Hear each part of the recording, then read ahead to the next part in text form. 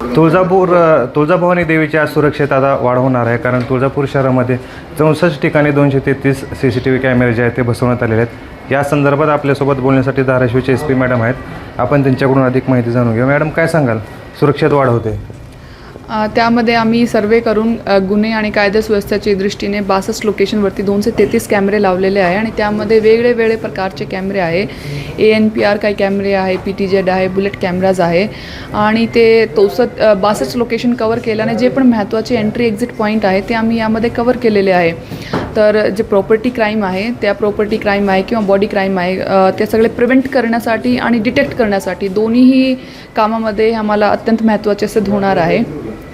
आणि सोबतच यामध्ये आपल्याकडे 2 अजून सिस्टम आम्ही लावलेले आहे. एक इंटिग्रेटेड PA सिस्टम आहे 30 लोकेशन्सवरती, जे बंदोबस्तचा काळ असू द्या किंवा नॉर्मल काळामध्ये पण काही गर्दी संबंधित किंवा ट्रॅफिक संबंधित जे पण सूचना आहे ते आम्ही इथे बसून थेट नागरिकापर्यंत देऊ शकताय. काही सावधगिरी वर्तण्याची काही सूचना आहे तेही आम्ही देऊ शकताय.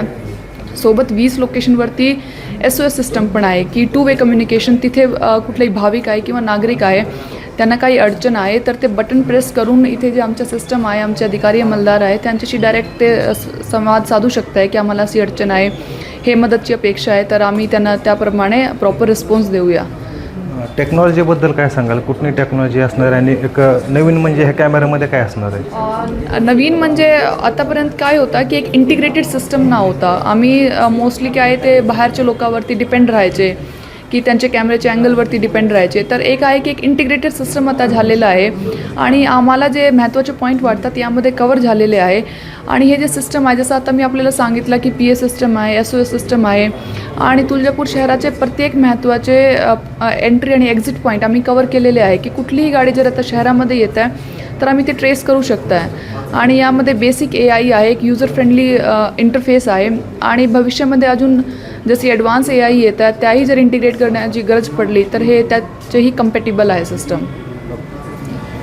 निश्चितच या नवीन टेक्नॉलॉजीसह तुळजापूरमध्ये तुळजाभवानी देवीच्या सुरक्षेसह तसेच तुळजाभवानीच्या मंदिराच्या सुरक्षेमध्ये वाढ होणार असल्याचं SP मॅडम रितू खोकर यांनी सांगितलं आहे. मी वैभव पारवे, LS मराठी, तुळजापूर, धाराशिव.